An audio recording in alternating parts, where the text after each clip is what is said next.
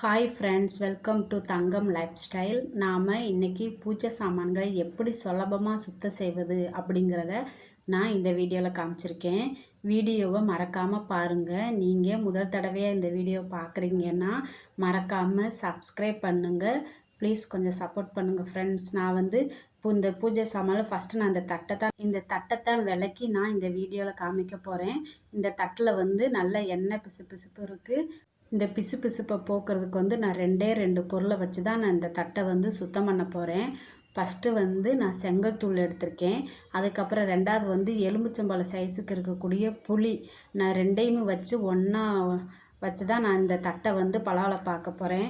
First செங்கத்தூளையும் புளியும் ஒன்றா வச்சு கொஞ்சோண்டு தண்ணி ஊற்றி 2யும் நல்லா மிக்ஸ் பண்ணிக்கிட்டேன்.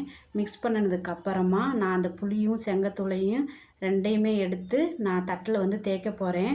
பாருங்கள், ஃபஸ்ட்டு ஒரு 3 நிமிஷத்துலேயே நல்லா தேய்க்கும் போது அந்த தட்டோட நிறம் மாறிடும்.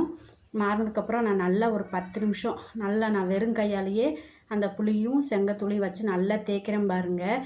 தேய்க்கும்போது அந்த புளியில் இருக்கிற சாறு நல்லா விலகி வரும். விலகி வரும்போது அந்த தட்டோட நிறம் நல்லா மாறும். நான் 10 நிமிஷம் நல்லா நான் தேய்க்கிறேன் பாருங்கள். தேய்க்கும் போதே அந்த தட்டில் இருக்கக்கூடிய எண்ணெய் பிசுப்பும் அந்த தட்டோட நிறம் அந்த லைட்டாக ஒரு க்ரீன் கலரில் இருக்குது பார்த்திங்களா, அதுவும் போயிடும். நான் தேய்க்க அந்த தட்டோட பளபளப்பும் அந்த எண்ணெய் பிசுப்பு எல்லாமே போயிடும். நான் அப்படியே தட்டையும் நான் திருப்பி பின்னாடியும் நல்லா தேய்ச்சிக்கிட்டேன். தேய்ச்சதுக்கப்புறம் எவ்வளவு புதுசு மாதிரி இருக்குன்னு நீங்களே பாருங்கள். தேய்க்கும் போதே உங்களுக்கு வித்தியாசம் தெரியும். அந்த தட்டோட நிறம் மாறுறது, அந்த எண்ணெய் பிசுப்புலாம் போகிறது. நான் 2 பொருள் வச்சு தான் நான் க்ளீன் பண்ணுறேன். செங்கல் தூளும் புளியும் தான். இந்த தட்டை ஒரு 10 நிமிஷம் விளக்குனதுக்கப்புறம் நான் நல்ல தண்ணியில் நான் நல்லா கழுவிக்கிறேன்.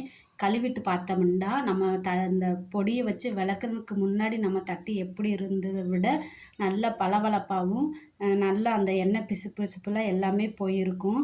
உங்களுக்கு இந்த வீடியோ ரொம்ப பிடிச்சிருந்துச்சுன்னா லைக் பண்ணுங்கள், சப்ஸ்கிரைப் பண்ணுங்கள், கொஞ்சம் ஷேர் பண்ணுங்கள் ஃப்ரெண்ட்ஸ்.